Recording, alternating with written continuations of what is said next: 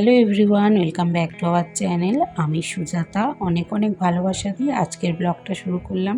খুব সকাল সকাল উঠেছি। সকালবেলা উঠেই শোনার জন্য ম্যাগি বানাচ্ছি ব্রেকফাস্টে। এত প্রচণ্ড গরম, রান্না বান্না করতে তাই মন চায় না, মানে একটু বেলা হয়ে গেলে এত প্রচণ্ড গরমে ক্লান্ত হয়ে যাচ্ছে। তাই আজকে সকাল সকাল উঠে রান্না বান্না শুরু করেছি। কচুরলতি ছুলতেই 1 ঘন্টা লাগবে, যদিও বা কমই আছে, তাও 1 ঘন্টা লেগে যায় কচুরলতি ছুলতে।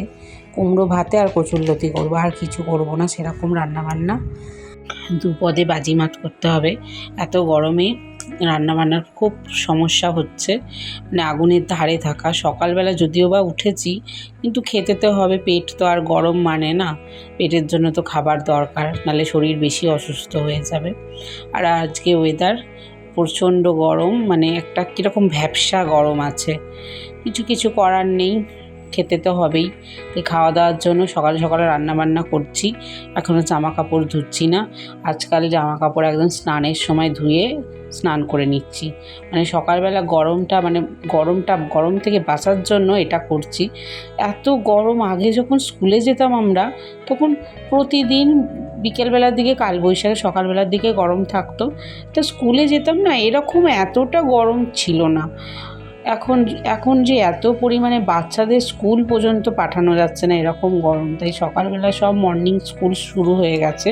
আমার মেয়ে এমনি ডেতে স্কুলে গেছিলো, সেই থেকে মেয়ের শরীর খারাপ, ওকে পাঠায়নি কতদিন স্কুলে। তাও স্কুল তো পাঠাতেই হবে, না পাঠালে আবার মানুষ হবে কী করে, পিছিয়ে পড়বে।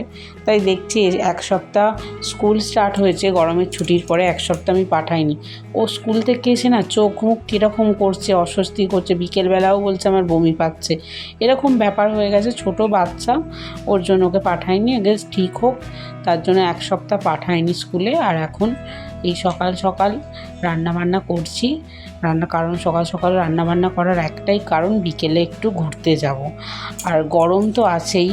আর আজকে ঠিক করেছি যে এই সকাল সকাল রান্না করতে অতটা কষ্ট হচ্ছে না।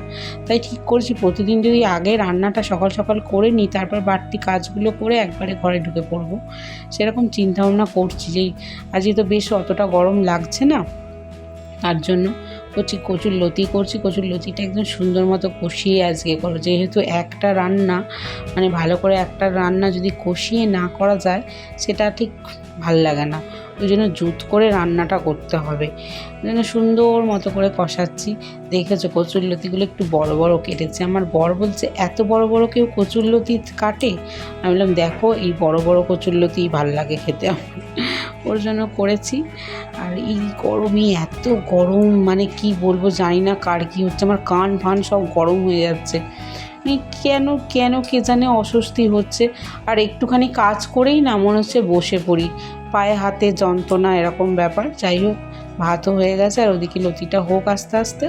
আর সব রান্নাবান্না করে চলে এসেছি। কচুরলতি আর আমি করেছি কুমড়ো ভাতে, আর মা দিয়েছে এদিকে মাছের মাথা দিয়ে পুঁই শাক, কুমড়ো দিয়ে ডাল, আর হচ্ছে ওই মাছের ডিম।